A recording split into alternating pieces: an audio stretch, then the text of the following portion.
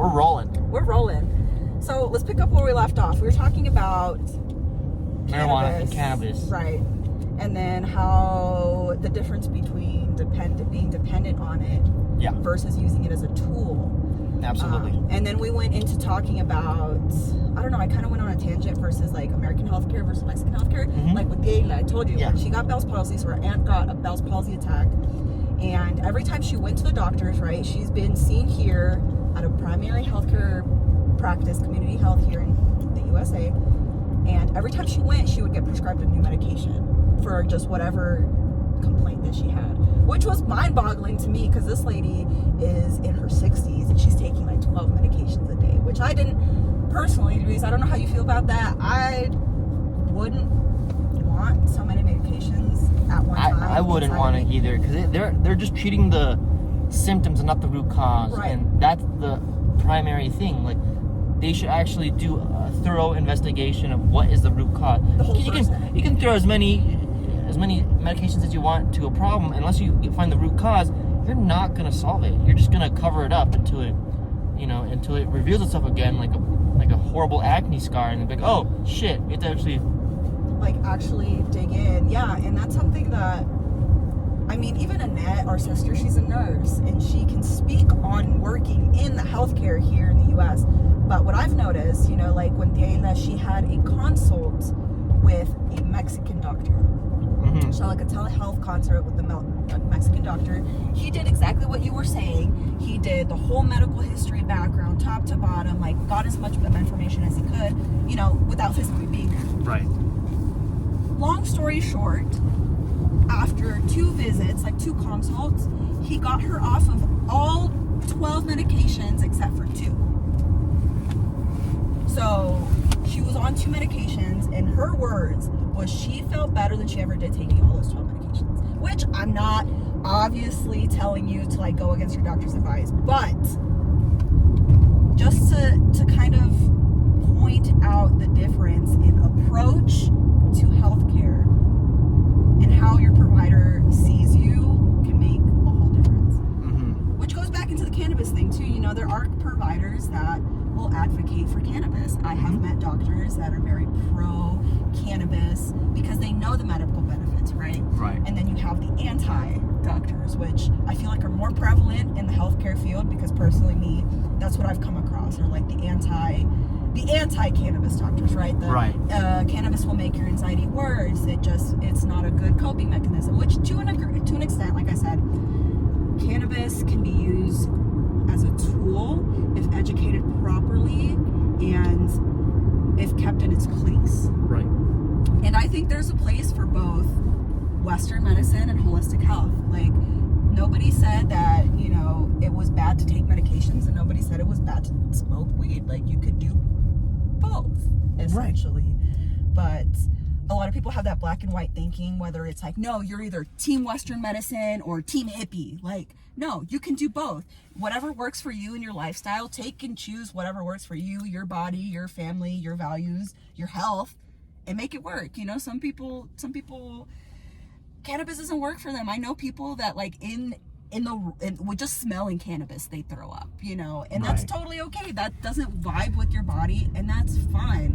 And I know 60-something-year-old ladies that are smoking up a J every single day, and they're happy as can be because they're in remission from cancer, So it's just where you are in life and like how you use it. Mm-hmm. Off my soapbox.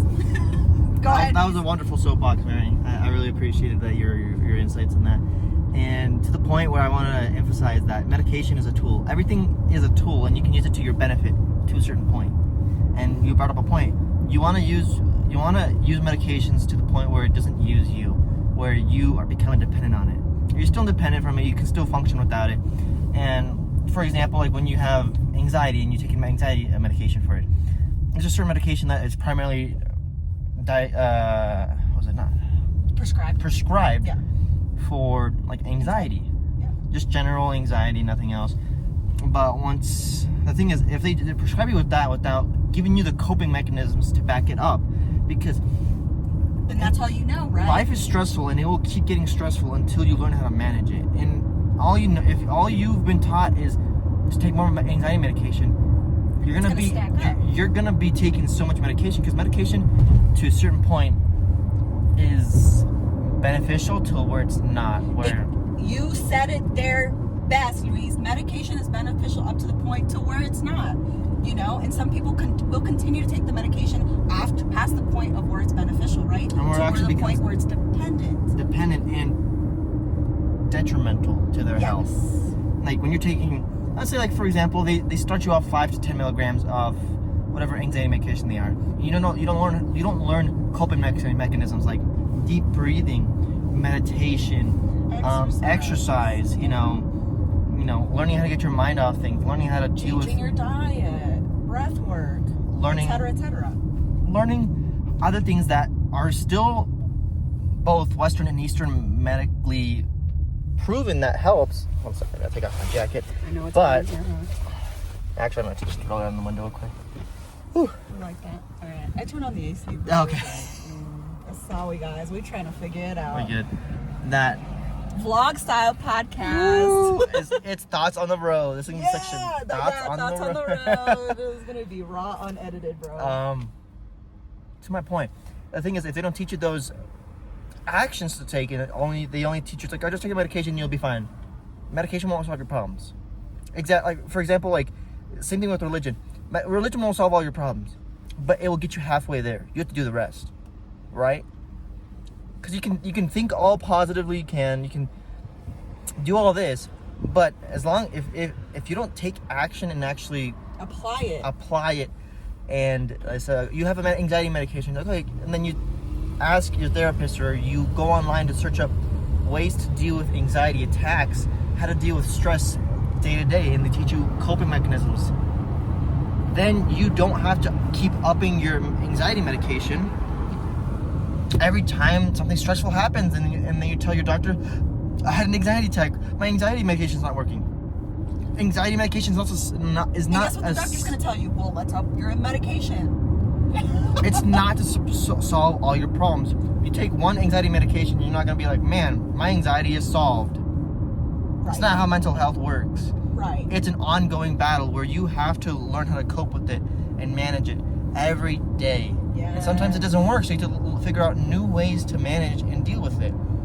But and some things that might have not worked for you in the past could work for you now, and some things that may have worked for you in the past don't work for you anymore. You've outgrown them, you know. So just medication is an example of that. You know, maybe you've taken medication for XYZ number of years and now it doesn't work anymore. Go talk to your doctor, let them know, open your mouth. Hey, buddy, I feel like this isn't working for me. What other things can we come up with to help me manage this? Maybe it is a different medication. Maybe it is going to therapy. Maybe it is changing your diet or whatever it is. Yeah. And honestly, it is to the point where if your doctor's not on board with what you're doing and is actually throw away the whole supportive, because if your doctor's just saying take more medication, they don't want to learn more and find the root cause, like that one Mexican doctor, and actually care about you, and all they do like, oh, you have back pain? All right, here, have some Advil, take some Tylenol. F you. They're basically saying F you. And there Give me your are money. good doctors out there. Don't let them fool you into thinking every doctor's a pill pusher. There are doctors that actually care about you, nurses, practitioners, PAs, people that don't want to push pills first. You know, they'll give you other options. So look for those people, because those will be the healthcare providers that will actually see you as a whole person and not just as a diagnosis. Right. And it comes to the point where, like, when we let me flip the camera around. Medical marijuana state. Look at that. We got medicine. We got medical marijuana, wine, and liquor. What a mix. I know. Anyway. What a concoction right there in the corner there for everybody. Right next to a Walmart. Right next to. Back to the point where cannabis is kind of how you use medication as well. If you use it too much, like Marisol can point to, she's an avid cannabis user and very knowledgeable about it.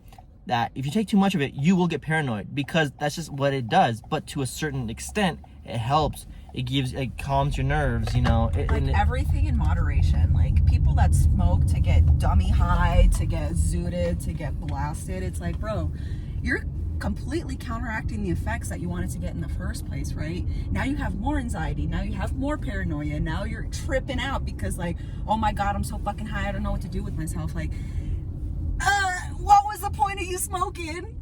Right? What was the point of you consuming that? You know, if it completely counteracted what we were trying to get to in the first place. Mm-hmm. Just like anything else, anything in moderation, if you know how to use it, if you're properly educated on it, like, it can be a tool. And I will be the first one to tell you, I have used it both as a coping mechanism and as a tool.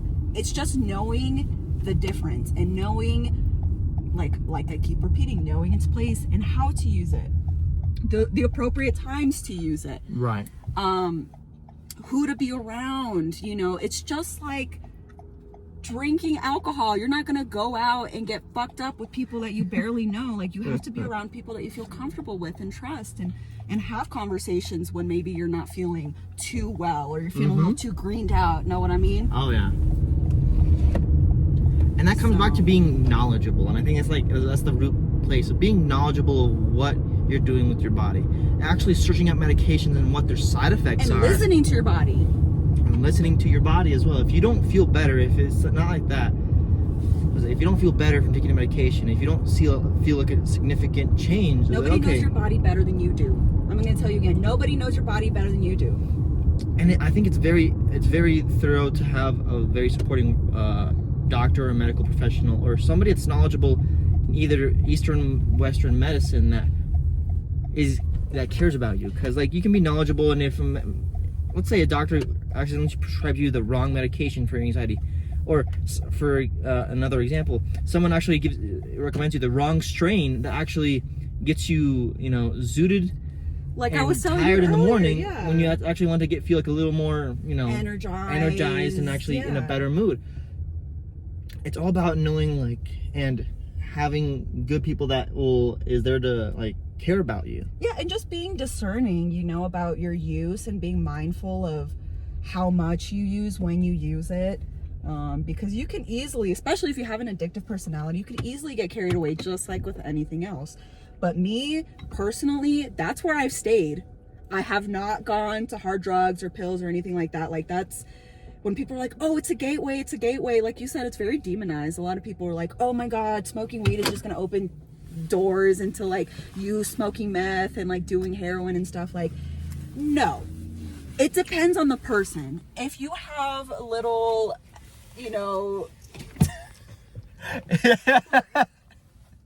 I'm not gonna try to be mean. You know what? If you have someone with an addictive personality, let's just say, it could really spiral out of control if you don't know where to draw the line. Mm-hmm. Because you could easily, like with anything else, become dependent on it. So just be discerning, know your limits, know your body. To hammer the point down further, you know what else is a gateway drug? Fentanyl, opioids. And what do those prescribe you? The doctors after surgery, they prescribe you that. If you have back pain, if you go to the doctor that pushes pills and say, hey, Tylenol, ibuprofen's not working for me. Okay, have some opioids. And then what's going to happen? Just from you having back pain, you're going to be addicted to opioids and fentanyl, and then you're going to die from it. That's a whole nother podcast episode, which I could go into on why pharmaceuticals are the biggest business in the world. One of the biggest businesses in the world. Including war. Yes. We should do another podcast on it. But just to go on to what you said, when I got my wisdom teeth taken out, they prescribed me some kind of oxy. Yeah. And that shit fucked me up, bro. I was puking my brains out. I was like, oh, what the hell? My body was so foreign to that. I was like, ugh. Guess what I did? I threw that shit away. You know what I did? I went to go get me some motherfucking edibles.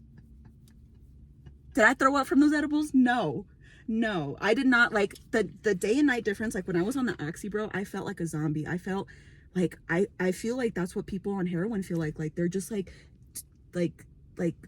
slow moving, and it was just I didn't feel like I was inside my body. It was very kind of weird. I did not like that. It was not like getting high. When you're personally, a marijuana high is I feel like Shaggy from Scooby-Doo, that's that's how I feel. Oh, yeah. So to leave you off with a good note, talk to people that are hot as fuck. knowledgeable about medications, or do your own research on medications or marijuana. Do your research. Do your research and be discerning. What works for other people may not work for you. Just keep that in mind. Just because old Susie down the street, says, oh, my neighbor takes this and XYZ supplements, does not mean it's going to work for you. Do your research, listen to your body, know what works for you, and don't be afraid to speak up to your healthcare provider if they're not listening to you. Peace out. Go find somebody that cares.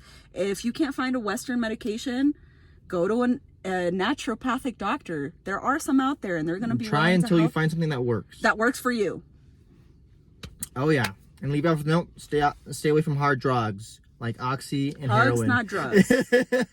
Pugs, not drugs. Pugs, not drugs. Nugs, not drugs. Not drugs.